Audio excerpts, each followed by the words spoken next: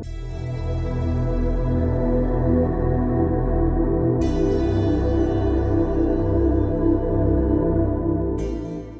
મિત્રો, સ્વાગત કરીએ છીએ તમારું બધાનું કિશન રણજીત યુટ્યુબ ચેનલ પર એક નવા વ્લોગમાં। તો મિત્રો આજે આપણે ક્યાં જવાના છીએ એ માહિતી આપણને રણજીત આપશે। તો મિત્રો આજે આપણે જવાના છીએ ગઢેશ્વર મહાદેવના મંદિરે ભોળાનાથના દર્શન કરવા। તો મિત્રો આ મંદિર આવેલું છે જસદણ તાલુકાનું ગઢાળા ગામમાં। તો ગઢાળા અને ઈતરિયા અમારું ગામ ઈતરિયા અમારા ગામથી તો ખાલી 1 જ કિલોમીટર થાય છે, પણ ગઢાળા ઈતરિયા અને ખંભાળા ત્યાંથી બોર્ડર પડી જાય એટલે ત્યાં છે ને ઈતરિયાનો ગઢાળાનો અને ખંભાળાનો તાલુકો અને જિલ્લો ફરી જાય। તો ત્યાં આવેલું છે ગઢેશ્વર મહાદેવનું મંદિર। આપણે ત્યાં જઈએ, ભોળાનાથના દર્શન કરીએ અને આપણે કોશિશ કરીએ કે ત્યાંનો કાંઈ ઇતિહાસ જાણવા મળે, કેમ કે બહુ મોટું મંદિર છે, શિવલિંગ પણ બહુ મોટી છે એના ભોળાનાથની। તો ચાલો મિત્રો તમને પણ દર્શન કરાવીએ, વિડીયોમાં જોડાયેલા રહેજો। ચાલો, હર હર મહાદેવ। હર હર મહાદેવ।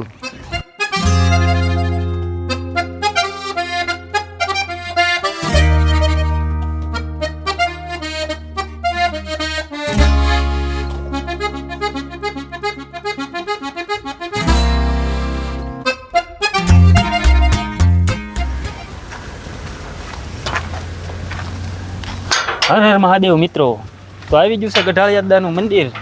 મિત્રો તો અમે પહોંચી ગયા છીએ ગઢેશ્વર મહાદેવ। તો ચાલો મિત્રો તમને કરાવીએ દર્શન મહાદેવના। ચાલો અને બોલી નાખો, કોમેન્ટમાં કરી નાખો હર હર હર મહાદેવ। હર હર મહાદેવ।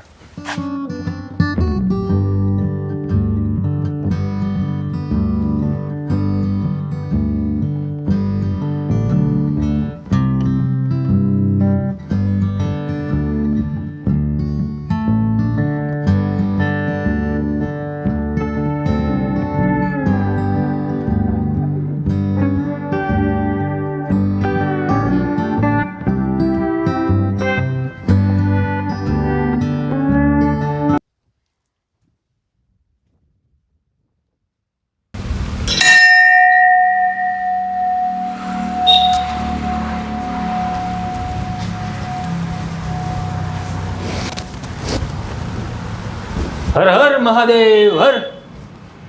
જય હનુમાનજી મહારાજ। હનુમાન દાદાની સ્થાપના છે, પણ ગણપતિ મહારાજની સ્થાપના સામે હનુમાન દાદા અને ગણપતિ બાપા આ ભોળાનાથનું મંદિર હોય એટલે હોય જ તેની સ્થાપના। તો મિત્રો આપણા ભાગ્યમાં પ્રસાદી પણ છે, જોવો તમે અહીંયા મીઠી સાકરની પ્રસાદી ભોળાનાથની કાંઈ ઘટે નહીં। હર હર મહાદેવ હર। જો આ સાંજે ઝાલર થાય ને, તમે કેટલા બધા માણસો હોય, ગા વગાડતા હોય, નગારું વગાડતા હોય। અત્યારે તો ઇલેક્ટ્રિક નગારું થઈ ગયું, હું હોય તો આરતીમાં આવેલો વગાડવા, તો ઝાલર વગાડવાની, બેલ વગાડવાના, આનંદ આવી જાય આરતીમાં।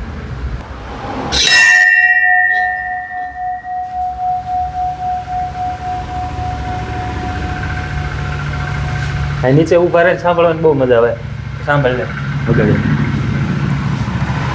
માથું હેઠે લઈ જાવ, માથું હેઠે રાખો।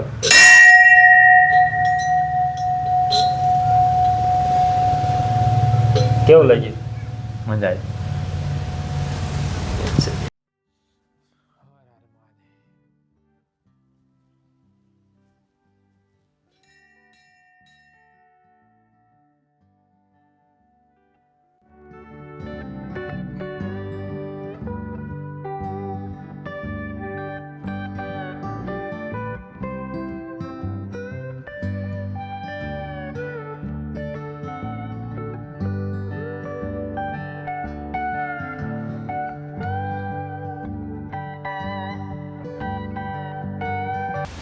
તો ચાલો મિત્રો, ભોળાનાથના દર્શન કરી લીધા। હવે અહીંયા એક હનુમાન દાદાનું મંદિર છે, તો ત્યાં જઈને આપણે હનુમાનજી મહારાજના દર્શન કરીએ અને ચાલો તમને પણ દર્શન કરાવીએ। તો જુઓ મિત્રો, આ છે હનુમાન દાદાનું મંદિર। અહીંયા મહાદેવનું મંદિર રહ્યું, એ જગ્યામાં હનુમાન દાદાના મંદિરની સ્થાપના કરવામાં આવી।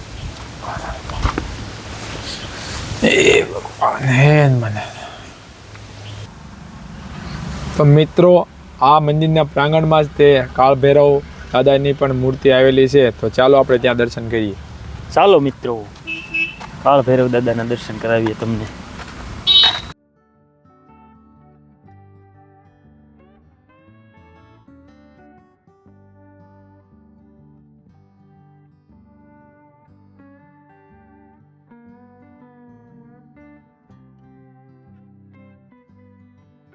વાત કરું.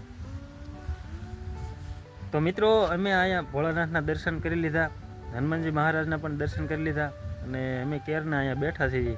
કોઈ પૂંજારી અથવા કોઈ અહીંયા ગામનું કોઈ આવે તો થોડો ઘણો ઇતિહાસ જાણવા મળે અમને અહીંયા, પણ કોઈ આવતું નથી. અમે ક્યારના બેઠા છીએ, કોઈ છે જ નહીં. અને આ મિત્રો, તમારે જો અહીંયા દર્શન કરવા આવવું હોય તો જસદણથી ગઢડા જવાનો જે હાઈવે રોડ છે એ રોડ પર જ આવેલું છે. જો જસદણ બાજુથી તમે આવો તો ગઢાળા પહેલાં મંદિર આવે, અને ભડલી બાજુથી ના આવો એટલે કે ગઢડા બાજુથી ના આવો તો ગઢાળા પછી આ મંદિર આવે. તને કેવું લાગ્યું એમ કહો? મને ખૂબ માનસિક શાંતિ અનુભવ થાય છે અહીંયા. એકવાર તમે જરૂર અહીંયા મહાદેવના દર્શન કરવા આવજો, ગઢેશ્વર મહાદેવના. હવે બેઠા છે, કોઈ આવે તો અમને કંઈક જાણવા મળે. બાજુમાંથી તમે રોડ પસાર થાય તોય તમને એમ આમ હા, આ રોડ જ છે. જો મિત્રો, આ રહ્યો ને, આ પાણીનો પરબ અહીંયા છે, આ રોડ જ છે. જો અહીં આ રોડ માથે આ મંદિર છે, અને આ રોડ છે, અને આ એમ બેઠા છે.